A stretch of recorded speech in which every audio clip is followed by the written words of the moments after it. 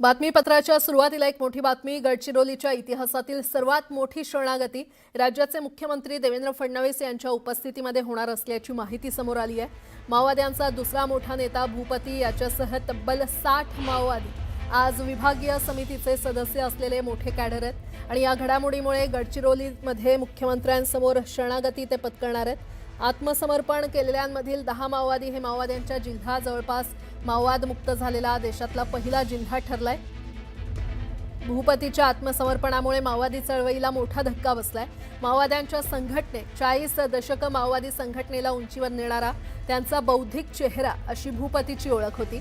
माओवाद्यांच्या संघटनेची स्थानिक पातळीपासून ते केंद्रीय समितीपर्यंत आखणी आणि त्यात वेळोवेळी बदल करण्यात भूपतीची मोठी भूमिका राहिली होती. तर युद्धबंदी आणि शांतता चर्चा करण्यासंदर्भात तसंच शस्त्र टाकण्यासंदर्भात सगळ्यात अगोदर भूपतीनं वक्तव्य केलं होतं. त्यावर माओवादी नेतृत्वानं तीव्र शब्दात टीका केल्यानंतर माओवादी संघटनेतील फूट जाहीर झाली होती. दरम्यान आज मुख्यमंत्र्यांच्या उपस्थितीमध्ये मल्लोजुला राव उर्फ भूपती शरणागती पत्करणार असल्यानं गडचिरोलीमध्ये मोठा बंदोबस्त तैनात करण्यात आलेला आहे.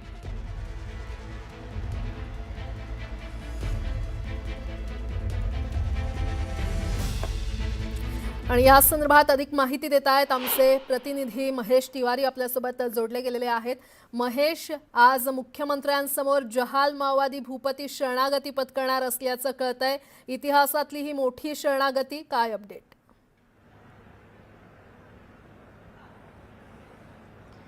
नक्कीच आजचा दिवस केवळ गडचिरोलीच नव्हे तर देशाच्या गृह मंत्रालयापासून सगळ्या सुरक्षा यंत्रणांसाठी खूप महत्त्वाचा आहे. कारण रेड कॉरिडॉरमध्ये मल्लोजुला वेणुगोपाल उर्फ भूपती उर्फ सोनू हे खूप मोठं नाव आहे. कारण 1970च्या दशकात स्थापन झालेली पीपल्स वॉर ग्रुप आणि त्यानंतर 2004 मध्ये MCC आणि PWG या दोन संघटनांच्या एकत्रीकरणातून उदयास आलेली भाकपा माओवादी ही संघटना, यामध्ये भूपती खूप महत्त्वाच्या भूमिकेत राहिलेला आहे. भूपतीला आपण जर बघितलं तर भूपती हा माओवाद्यांचा इंटेलेक्च्युअल फेस, बौद्धिक चेहरा म्हणून भूपतीला म्हटलं जातं. कारण शस्त्रासोबतच साहित्याच्या दृष्टीनं आणि विचारधारेच्या दृष्टीनं माओवादी संघटना दंडकारण्यात कशी बळकट करता येईल, सामान्य आदिवासी जनतेला, दुर्गम भागातल्या जनतेला संघटनेसोबत संघटनेच्या विचारधारेकडे कसं आकर्षित करता येईल, सरकारची जी धोरणं आहेत, सुरक्षा यंत्रणांचं जे अभियान आहे त्याच्या विरोधात टीका टिप्पणी करायची असेल तर साहित्याच्या भाषेत कशा पद्धतीनं करायचं, संघटनेचं स्ट्रक्चर कसं असू शकते, स्थानिक जनमिलिशियापासून, दलमपासून, माओवाद्यांच्या कंपनीपासून, दंडकारण्य झोनल समितीपासून, माओवाद्यांच्या स्टेट कमिटी, माओवाद्यांची सेंट्रल कमिटी, माओवाद्यांचे पोलीस ब्युरो, या सगळ्यांच्या आखणीमध्ये भूपतीची खूप महत्त्वाची भूमिका राहिली आहे. त्यामुळे भूपती हा माओवाद्यांचा खूप मोठा चेहरा आहे. जेव्हा गणपतीनंतर भूपतीकडे नेतृत्व येईल अशी शक्यता होती, मात्र ही शक्यता पूर्ण झाली नाही. नंबाला केशवकडे नेतृत्व गेलं. नंबाला केशव जेव्हा चकमकीत ठार झाला त्याच्यानंतर भूपतीकडे नेतृत्व जाईल अशी शक्यता होती, मात्र भूपतीनेच अनिच्छा व्यक्त केल्याचं सूत्रांचं म्हणणं आहे आणि त्यानंतर देवजीकडे ही सूत्र गेली. आता यात नेमकं काय झालं आपण बघितलं तर भूपतीने जी भूमिका जाहीर केली तो माओवाद्यांच्या संघटनेत अभय या नावाने प्रवक्ता म्हणून भूपती एक जबाबदारी पार पाडत असतो. त्यामुळे भूपतीने युद्धबंदी, शांतता चर्चा माओवादी करायला तयार आहेत आणि वेळप्रसंगी काही काळासाठी आम्ही शस्त्रही बाजूला ठेवू अशी भूमिका जाहीर केली. ही भूमिका जाहीर झाल्यानंतर दंडकारण्यामध्ये मोठी खळबळ उडाली. कारण माओवादी शस्त्र ठेवणार असतील तर माओवादी संघटनेचं अस्तित्व संपूर्ण धोक्यात आल्यासारखंच होतं. त्याच्या विरोधात तेलंगणाच्या स्टेट कमिटीचा प्रमुख असलेला जगनने पत्रक काढलं की ही भूपतीची वैयक्तिक भूमिका आहे. त्यानंतर माओवाद्यांच्या सर्वोच्च नेतृत्वाने त्यांच्या प्रवक्त्याच्या माध्यमातून एक पत्रक काढलं. त्यात भूपतीची भूमिका गद्दारीची भूमिका असल्याचं सांगत त्याचे सगळे त्याला सोडायचं असेल तर संघटना सोडून द्या, शस्त्रे जमा करा असे त्याच्यात निर्देश देण्यात आले होते. तिथूनच भूपती हा माओवादी संघटना सोडणार, आत्मसमर्पण करणार असं मानलं जात होतं. मात्र भूपतीचं आत्मसमर्पण नेमकं कुठं होईल, तेलंगणात होईल की महाराष्ट्रात होईल की छत्तीसगडमध्ये होईल, याकडे सुरक्षा यंत्रणांचं लक्ष होतं आणि प्रत्येक राज्याच्या सुरक्षा यंत्रणेने यासाठी प्रयत्न केले. कारण तसा मोठा बौद्धिक चेहरा माओवादी संघटनेतून बाहेर पाडायचा असेल तर ज्या पद्धतीनं प्रत्येक राज्याच्या सुरक्षा यंत्रणा लढत आहेत, त्यामुळे कुठेतरी त्यांना सुद्धा की आम्ही हे सगळं केलं हे आवश्यक होतं आणि असा बौद्धिक चेहरा जर बाहेर काढायचा असेल तर त्याच्या काही अटी सुद्धा कधी कधी वेळप्रसंगी मान्य कराव्या लागतात. आत्मसमर्पणाच्या संदर्भातल्या ज्या गोष्टी 40 वर्षात घडत आलेल्या आहे मी बघत आलेलो आहे.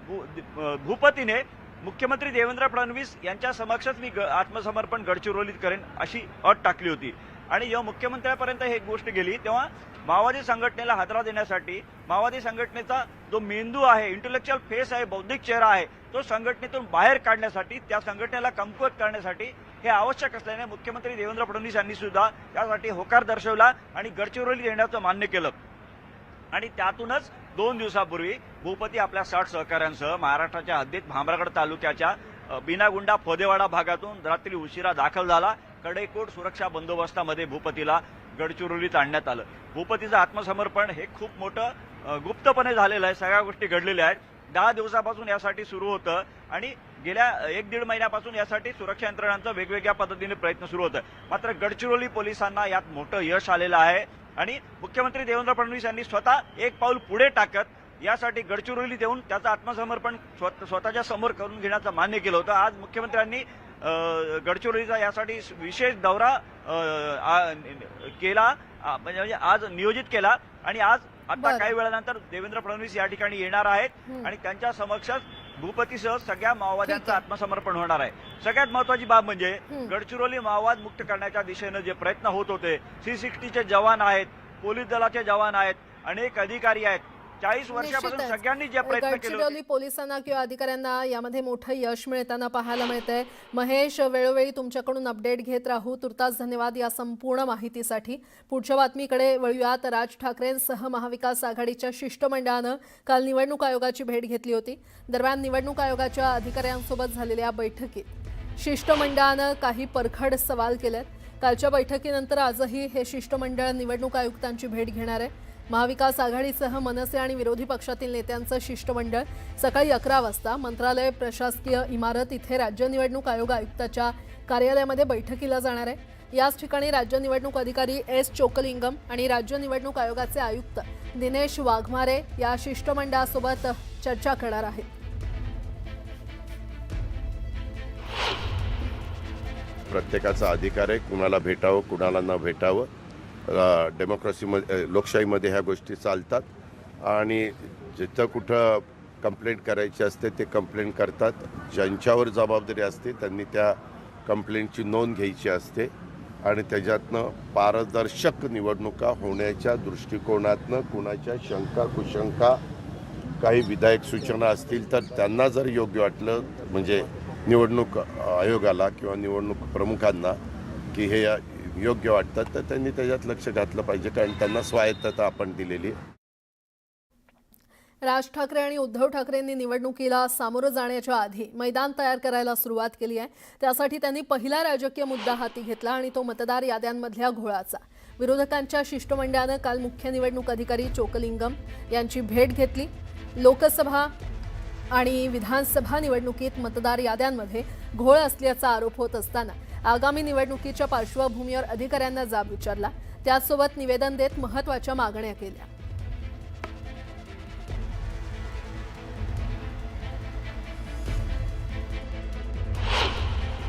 आमच्या मागणी होती या महाराष्ट्राच्या निवडणूक याद्या या पूर्णपणाने दुरुस्त व्हाव्यात, त्याचं डुप्लिकेशन जावं, चुकीच्या पद्धतीनं घुसडण्यात आलेली नावं काढण्यात यावीत, यासाठी आम्ही मागणी केलेली आहे. आणि त्यासाठी राज्य निवडणूक आयोग आणि Shri Chockalingam CO Maharashtra election commission यांनी एकत्रित बसून आमचं गाऱ्हाणं ऐकायचं मान्य केलेलं आहे. दरम्यान या मुद्द्यावरून सत्ताधाऱ्यांनी जोरदार हल्लाबोल केलेला आहे. ऑनलाईन ने आता पहिल्यांदा आले, प्रत्यक्ष मुख्यमंत्री असताना आले नाहीत, परंतु आता ते आलेत आणि खरं म्हणजे तक्रारीचा पाडा वाचण्यासाठी आलेले आहेत. मी एवढंच सांगेन की महाविकास आघाडीने ही महाकन्फ्यूज आघाडी आहे. ते एवढं कन्फ्युजन आहे की कोण काय बोलत आहे त्याचं त्यांना समजत नाही, कोणाचा पायपूस कोणामध्ये नाही आहे. त्यामुळे ही महाकन्फ्यूज आघाडी एकत्र आलेली आहे. राज्य निवडणूक आयोगानं मंगळवारी सर्वपक्षीय नेत्यांच्या विविध मागण्यांसंदर्भात अत्यंत महत्त्वाचं स्पष्टीकरण दिलंय. मतदार यादीमध्ये बदल करण्याचा अधिकार आमच्याकडे नाही असं स्पष्टीकरण राज्य निवडणूक आयोगानं देत सर्वपक्षीय नेत्यांच्या मागणीवर हात झटकलेत. स्थानिक स्वराज्य संस्थांच्या निवडणुकांसाठी वापरली जाणारी विधानसभा मतदारसंघाच्या मतदार यादीत नव्यानं नावं समाविष्ट करणं किंवा नावं वगळण्याची कार्यवाही किंवा अन्य बदल करण्याचा विषय राज्य निवडणूक आयोगाच्या कार्यकक्षेत येत नाही असं स्पष्टीकरण राज्य निवडणूक आयुक्त दिनेश वाघमारे यांनी दिलंय. राज्य निवडणूक आयोगाकडे नोंदणी असलेल्या मान्यताप्राप्त राजकीय पक्षांच्या प्रतिनिधींची आयोगाच्या कार्यालयात काल महत्त्वाची बैठक झाली. राज्य निवडणूक आयोगाचे सचिव सुरेश काकाणी आणि विविध राजकीय पक्षांचे पदाधिकारी आणि प्रतिनिधी यावेळी उपस्थित होते.